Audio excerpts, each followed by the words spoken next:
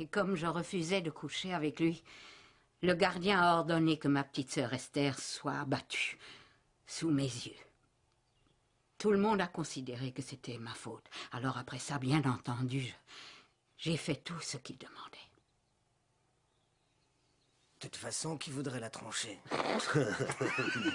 Encore une remarque de cet ordre-là, et je fais modifier le jugement du tribunal. Asseyez-vous, je vous en prie. C'était un porc, tout comme vous. Alors sans doute n'avait-il aucun goût. Merci, Madame Frankel. Le paysan craignait de nous laisser nous cacher dans sa ferme un jour de plus, mais il consentit tout de même à nous conduire vers un lieu plus éloigné. Mais, chemin faisant, nous avons été contrôlés par une patrouille. Lorsque les soldats nous ont trouvés, dans le foin, l'un d'entre eux a tenté de m'arracher mon petit garçon des bras. Il a commencé à pleurer, alors je l'ai serré très fort contre moi. Ce n'était pas pour désobéir aux soldats, c'était simplement pour faire savoir à mon fils que j'étais là. Mais le sergent a mal pris et s'est mis en colère. Il a enfoncé sa baïonnette dans la poitrine de mon fils et il l'a soulevé empalé au-dessus de nous. Mon fils était âgé de 3 ans. Il le tenait de telle sorte que le sang qui jaillissait me coulait sur le visage. Les autres soldats riaient. Quand le sang a cessé de couler, le sergent a retiré mon fils de sa baïonnette et a dit « Tiens, tu peux le récupérer. » Et vous avez fait quoi? Comment ça? Que voulez-vous dire?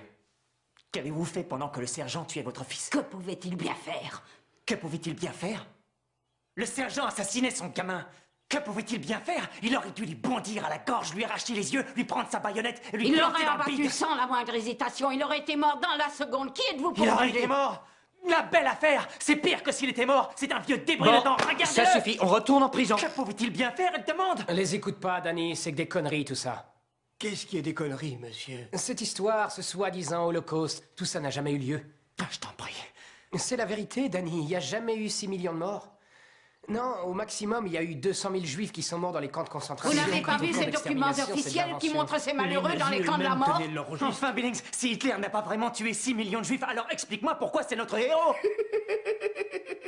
Si avec tous les camps de concentration disséminés un peu partout en Europe, il n'a réussi qu'à exterminer 200 000 juifs, c'était vraiment un pauvre naze. Hitler n'était pas un pauvre naze. Hitler était réel.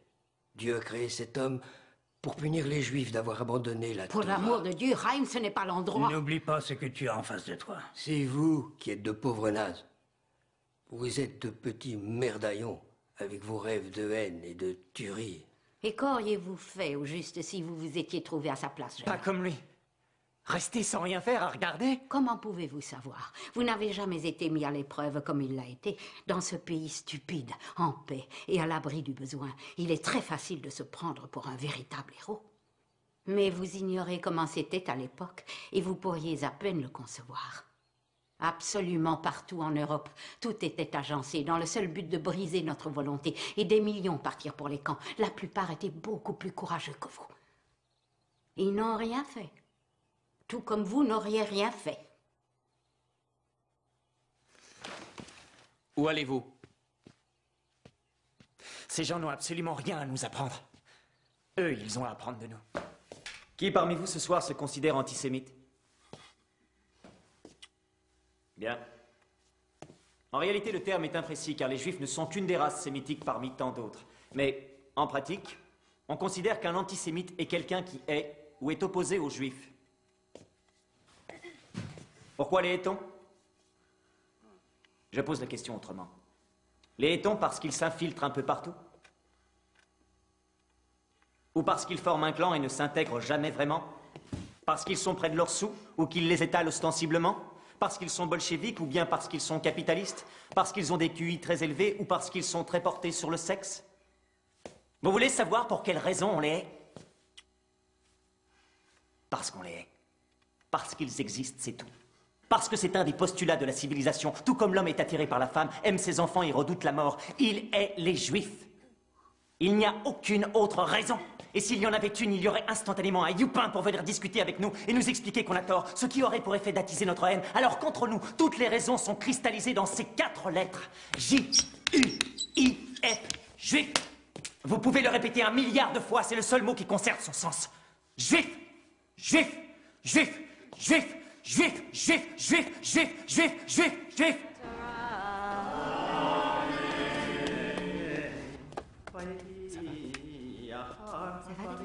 Tiens, vas-y. Lui dit Abraham, et il répondit, le voici. Il reprit, prends ton fils unique, celui que tu aimes, Isaac, et va en terre de Moab. C'est pas son fils unique. Puis offre-leur Le seul qu'il aime. une montagne que je t'indiquerai. Salut, Avi. Salut. Shanator. Et qui aime bien châtie bien, c'est ça? Qu'est-ce que tu fous là? Paraît que t'es antisémite. Arrêtez de vous chamailler un peu. C'est un skinhead. C'est pour se donner un genre. Il y a des skins antiracistes, je te signale. Lui doit être du genre raciste, crois-moi. Danny, t'es un fasciste, oui ou non? Bon, allez, Selon allez, lui, allez. les juifs sont des mauviettes. C'est quoi un fasciste? Voilà, il avoue. C'est un juif nazi depuis toujours. Et alors Avi est un sioniste nazi? Les sionistes ne sont pas nazis. Ce sont des racistes, des militaristes et ils se comportent comme des SS dans les territoires occupés. Tu les hais parce que ce sont des mauviettes ou parce qu'ils se comportent comme des SS? Ils n'ont pas de camp d'extermination. Ils ont eu Sabra et Shatila. Ou tu les hais par principe? C'était pas un génocide, c'était des Libanais qui sont entretués. Israël n'a rien à voir Les là-dedans. Israéliens étaient au courant. Sharon a encouragé les miliciens à aller les Tu massacrer. n'en sais rien, ça n'a jamais été T'as pas prouvé. lu Alors, l'article dans le New York Times? si, quand on est en Ça va, guerre, il y a c'est des rien. morts. Je voudrais qu'on m'explique pourquoi on demande toujours aux juifs d'en faire plus que les autres. Parce que nous sommes le peuple élu. N'est-ce pas, Daniel? N'est-ce pas?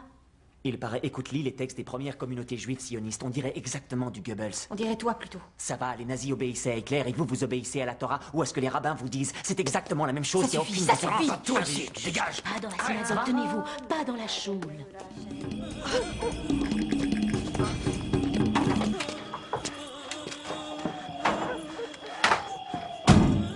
Selon moi, le peuple juif a été traumatisé par les événements qui se sont déroulés sur le mont Moria. Et depuis, il vit dans la peur. Craindre Dieu est le premier pas vers la sagesse. Craindre Dieu nous conduit à craindre tout ce qui nous entoure. Tout le peuple juif n'est bon qu'à avoir peur, ou bien être offert en sacrifice. Mais est-ce qu'au moins tu crois en Dieu? Je suis le seul ici à y croire véritablement. Il n'empêche que c'est un mégalomane assoiffé de pouvoir, et nous sommes censés vénérer une telle divinité. Alors ça, jamais! Avi, dis à Rabbi Springer de venir et d'exclure Danny de mon cours. Quant à toi, si tu avais été là à la sortie d'Égypte, tu aurais été anéanti dans le désert avec tous les adorateurs du veau d'or. Alors qu'il le fasse sur le champ. Qu'il me foudroie immédiatement, cet autocrate prétentieux et tyrannique. Qu'attends-tu? Danny, Daniel Bélint, reviens ici. Shema Israël, Adonai Elohenu, Adonai Echad. L'un de vous sait ce que c'est? Une prière juive. C'est une prière juive. Et savez-vous pourquoi je récite une prière juive? Parce que vous êtes juif. Ça pourrait être une raison, y en a-t-il une autre? Abordons ça autrement. Qui d'entre vous souhaite anéantir les juifs? Qui souhaite les réduire en poussière jusqu'au dernier? Tout ça pour les voir renaître de leurs cendres? Plus puissants, plus fortunés, plus influents, plus cultivés et plus intelligents que jamais. Vous savez ce qu'on doit faire? Non, bonne question. Nous devons les aimer. Quoi? Est-ce qu'il a dit aimer les juifs? C'est curieux, je vous l'avoue. Mais avec ce peuple, rien n'est jamais simple. Le juif répète sans cesse qu'il veut simplement étudier tranquillement sa Torah. Mener ses petites affaires.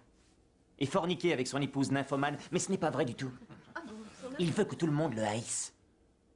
Il convoite notre condescendance. Il s'y cramponne, comme s'il s'agissait du cœur même de son être. Si Hitler n'avait pas existé, les Juifs l'auraient inventé eux-mêmes. Car privé de cette haine, il y a longtemps que le soi-disant peuple élu aurait disparu de la terre. Ce qui soulève un point épineux. En réalité, le nœud du problème, ce sont les nazis. Plus nous maltraitons les Juifs, et plus ils deviennent forts. L'esclavage en Égypte en a fait une nation. Les pogroms n'ont fait que les endurcir, et Auschwitz a permis la création de l'État d'Israël. La souffrance est, semblerait-il, le creuset même de leur génie. Donc, si les Juifs sont, comme les a qualifiés un des leurs, un peuple pour qui oui n'est pas une réponse satisfaisante, alors dans ce cas, disons-leur oui. Ils prospèrent quand on s'oppose à eux, alors cessons tout antagonisme.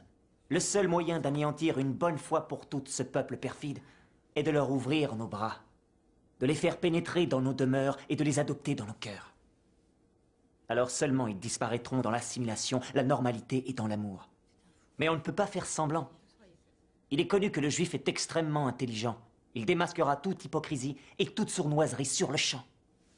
Pour l'anéantir à jamais, nous nous devons de l'aimer sincèrement. Oui. Si les Juifs tirent leur force de la haine, est-ce que le plan de destruction que vous nous exposez, que ce soit par l'amour ou par toute autre manière, ne risque pas de les rendre encore plus puissants qu'ils ne le sont déjà? Oui, infiniment plus puissants. Ils prendront la place de Dieu. Alors là, ça frise de ridicule. C'est comme ça. Le destin du peuple juif est d'être anéanti pour être enfin déifié. Jésus l'avait parfaitement analysé. Et regardez ce qui est arrivé avec la mort d'un seul juif illuminé. Imaginez ce qui se passerait en les tuant tous. Alors répétez avec moi. Shema Israël.